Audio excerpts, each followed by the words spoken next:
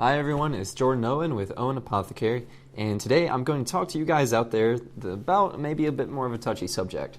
This one's called male pattern baldness and you. Alright guys, so maybe you found yourself in the mirror checking your scalp and you're thinking I might be missing a few hairs than usual, or you look at your hands after coming out of the shower and you see a lot of hairs on there, and you're worried, am I losing my hair? Well, I can determine if you are. That's something for the dermatologist to do. But there are some tips out there if you really think that you're starting to lose some of your hair and you want to try to keep it. So I'll talk to you guys a little bit about why that's happening and the therapies they can use to try to help you out. So male pattern baldness, diagnosed as androgenic alopecia, essentially means that there are androgens going through your body causing your hair follicles to fall out. What happens is when you reach a certain age, a lot of DHT, dihydrogen testosterone, starts pumping through your body. So whenever the DHT levels start cranking up, your hair follicles start to get attacked by that. What happens is the DHT goes up to the hair follicles, and they're not sure exactly what happens here, but we do know that they surround them and cause them to eventually shrink a little bit. And what's occurring is during that shrinkage, they get further away from blood vessels. When they're getting further away from blood vessels, they're losing nutrients. So they're essentially being choked off and starved by two different mechanisms here. So if they're being surrounded and shrunk by the DHT, then they're also losing nutrients from the blood supply nearby. So it's a twofold experience, and it's causing your hair follicles to fall out pretty rapidly. That's why it's a quick effect. So that's why it's also called androgenic alopecia, is because DHT is an androgen. It's a derivative of testosterone that is caused by an enzyme called 5-alpha reductase. So you get testosterone, 5-alpha reductase goes onto it, and it turns it into DHT, which eventually gets up to your scalp and causes different effects. The reason I tell you all that is because that determines some of the medications that we use today to try to treat male pattern baldness. Now, I'm going to talk about those with you guys right now. So the first thing I want to talk to you guys about is minoxidil, most commonly known as Rogaine. A lot of you have probably heard about it, and it probably used to have a little stigma involved with it because you're losing your hair. Well, yeah, you might be, and this will try to help you. So what minoxidil does is it dilates your blood vessels using a unique mechanism of action of its own. It was a medication intended to use as an oral for help blood pressure. But, well, that didn't work out too much. It didn't do too much for that. But they did find it actually helped out with hair a little bit. So by dilating your blood vessels, it makes them larger. And when you put these, you put them on your scalp. So you're making the blood vessels in your scalp larger. What that does is that's causing more nutrients and a larger amount of blood supply to get to your hair follicles. So even though it's causing some shrinking and the hair follicles might be getting a bit further away, this kind of counteracts the fact that you're losing some nutrients. It's supplying extra amount, so it's almost nullifying it. And this isn't an effective treatment all on its own. It can help and it can increase the thickness of some of your hair follicles, but it takes about 3 months to see an effect. Alone in therapy is not quite enough. So we've got two different formulations here. We've got an oil formulation, and there's also a foam. The foam formulation was intended for people with really short hair. It's easy to apply, and you don't get the oil running down your face, and it can tend to stay in one spot. A lot of people don't prefer it because it's technically not quite as effective, because in its foam formulation, it's a little bit harder to dose. The dosing for minoxidil is 1 milliliter 2 times daily. The reason it's a little bit difficult to dose this is, well, it's a foam, and you kind of have to use the lid here to go off of it. It comes like this, and it squirts out. And you'll have to use the lid to try to get a rough estimate of it, and it can change a little bit every time. It's convenient, but not the most fun to usually take on flights. Let me talk a little bit about the oil formulation. It's a little bit preferred because you can get a bit more therapeutic effect out of it. Since it's directly in oil form, you're going to get more direct contact time and more help from the minoxidil medication itself. The handy thing about it is you got a more precise measurement here with the 1 milliliter tick. You just drop the 1 ml of fluid and you put it right beneath the hair, and you just disperse it around the scalp where you're experiencing the thinning or baldness. It could be diffuse or local, wherever, and you just rub it into that location. Next, I want to talk about something that's prescription. It's called finasteride. Some of you might have heard it as Propecia. So finasteride is a RX medication that you'll need to get prescribed for you from your dermatologist or primary care provider. So there might be some hesitancies from these doctors to prescribe it because it's intended for a BPH, or benign plastic hyperplasia, which is essentially prostate cancer. But that's okay, don't let that freak you out. The reason it's good for that is because it's DHT inhibitor.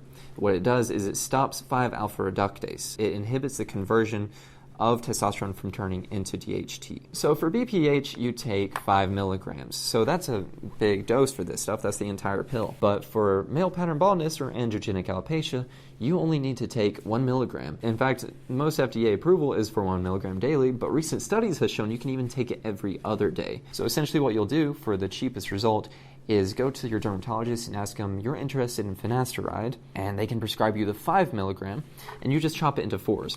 And today with me, I've got a little pill chopper to show you that you'll just place the pill inside and chop it, spin it, chop it again, and you'll get 4 pills that you can take one every other day. So finasteride is a really strong medication in treating androgenic alopecia. In fact, it's the most effective and one of the only RX medications we have to date for the treatment of androgenic alopecia. So you might have some prescribers that are a little bit hesitant, sure, because it's not spread out like crazy and not all of them like to use it. There is a small % chance that you can experience side effects, specifically sexual side effects, or even things like gynecomastia. If you experience things like that, please talk to your prescriber and tell them that you are experiencing these side effects. But please do not freak out. A lot of these occur in a super small percentage of the population. These side effects are not a majority, they are an extreme minority. So if you go looking up finasteride side effects and go on all these hair loss talk forums, you'll find the few that are freaking out about them that may or may not even have them. But I promise you they're super low and that the medication can be stopped, and so can the side effects. So I encourage you to talk to your prescriber if you're interested in this medication. Finasteride and minoxidil together work twofold. So finasteride stopping the conversion of testosterone from turning into DHT by about roughly 70% with the right medication dosing. So it's causing the DHT to not build up in the scalp while you're using the minoxidil, which increases the size of your blood vessels by dilating them and increasing the nutrient intake to your hair follicles. So it's basically counteracting the 2 mechanisms we know that result in hair loss. So it's an effective form of treatment that can last for a while, but do remember that it takes a little bit for you to start seeing the effects of these medications. Oftentimes they say up to 3 months. And don't freak out if you still see shedding going on up to that 3 months and even at that point. What happens is with minoxidil, it gets your hair locked into a growth phase. Your hair has growth phases and resting phases just like normal cells. So by the constant nutrient supply, you get your hair follicles stuck into a growth phase so that they're not in a resting phase, resulting in them receiving no nutrients. It keeps them constantly pumped full of nutrients so that they can stay growing and healthy. The next product I want to talk about is the derma roller. There's a few studies to show that the derma roller used in combination with minoxidil has improved outcomes in the size of the hair follicles and regrowth. The mechanism of action is still quite not understood all the way, but I can tell you what we do know about it and the effects. So with me, I've got a 1.5 milliliter derma roller. You can find these on places like Amazon, and you want to be selective about them because you want them to be stainless steel so that you can ensure that you're not getting any bacterial infections or etc. So this one, as you can see, it's got the tiny little needles all surrounding it. So what you use this for is actually to roll on the scalp. So you'll not use your minoxidil before using this medication. You don't want to use minoxidil for 24 hours when you use this. You can probably apply the morning dose if you roll it on at night, but you don't want to apply your night dose of minoxidil right after using this. So you'll roll it onto the scalp and it will cause micro punctures into the scalp to cause a healing effect, which will result in helping the growth of your hair follicles. So they have different sizes of these. You can get them in 1.5, 0.5, or even 1. If you use sizes like 0.5, you'll want to continue to use your minoxidil at night and use that probably a couple times a week. The 1.5 you use only once a week and you refrain from using your minoxidil within the same time period and you wait for 24 hours. I've noticed that the 1.5 on the research studies is shown to be more effective in the regrowth of hair, while the 0.5 increases the absorption of minoxidil. So it's a bit of self-study and performance. It is proven to work. Which size is the most effective to work? It's a bit under debate. So that's the derma roller. They're pretty cheap. You can find them all over the place. There's even derma stamp pins, which is a different form of using the roller. It's more just like a stamp instead of a roll-on. If you are using the derma roller, please ensure that you're washing with alcohol religiously. You will want to wash it before your use, dry it out, and then apply it and roll it over your scalp, and then wash it again. This is something that is puncturing your skin, so you want to ensure that you're not causing yourself to come in contact with any dirt, microbes, or possible infected. If you get infections on your scalp, that can even worsen the progression of your hair loss. So be sure to sterilize these products. One of the last things I want to talk about is Topic. You can find this in generic formulations as well. Topic is small keratin fibers that you basically sprinkle on the scalp. A little bit weird, I know, but it's great for shorter to medium length hairstyles. Essentially what it is it looks like this. It looks like a little pepper shaker.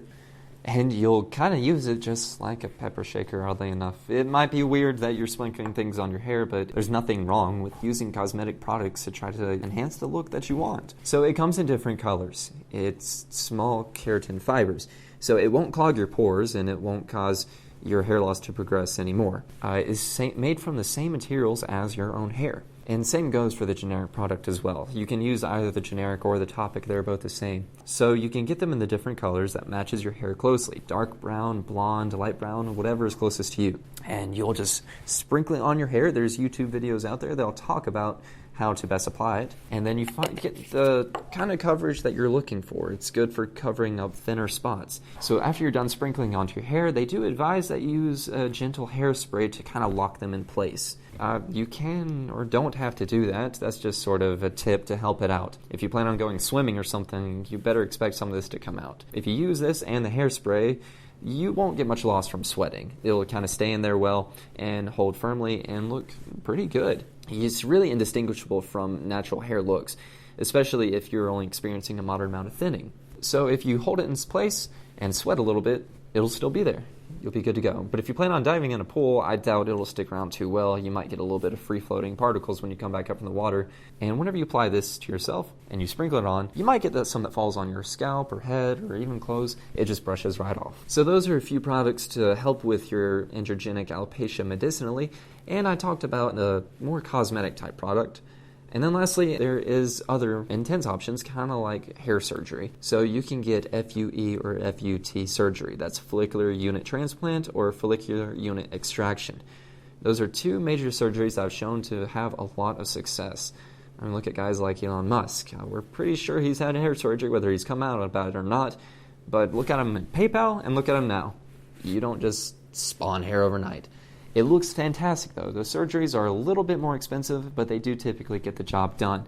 They'll extract follicles in two different forms from the sides of your head and place them on top of the scalp at the thinning locations of your choice. Most of the time, depending on how much hair loss you've experienced, determines how many follicles you're going to need. I can't talk about those too much, but I can say that they do range from about $5,000 to $20,000, depending on how many follicles you're getting replaced or where you get it. You can go as far as Turkey, or there are some places in the U.S. that'll do it. And there are some companies like Bosley, but I've heard a lot of recommendations not to use them. It's your choice for you to experiment and learn about. Talk to your prescriber about that, talk to your doctor, and maybe talk to a physician that could do a hair transplant for you. Lastly, the thing that you can do that's another cosmetic option for hair loss is the hair system. Hair systems are what might be referred to as toupees. Shave the area that you're wanting replaced with a hair system and use an effective adhesive to put it on. There's a lot of research out there on those. I'm a little bit less experienced because that's a bit more of a surgical option, and I'm a bit more experienced with things more pharmaceutically related. They are out there, and a lot of people who use them are quite happy with them. I encourage you to do some research on some hair systems. And remember, any form of treatment that you guys use for your hair is all up to you, and it's okay. It's the look that you're trying to get. There's no stigma involved here, and just by going for what you want to do, that breaks some of the stigma right there. Don't be afraid to be losing some of your hair. It's natural and it happens to a lot of people. You're not alone. So don't sweat it.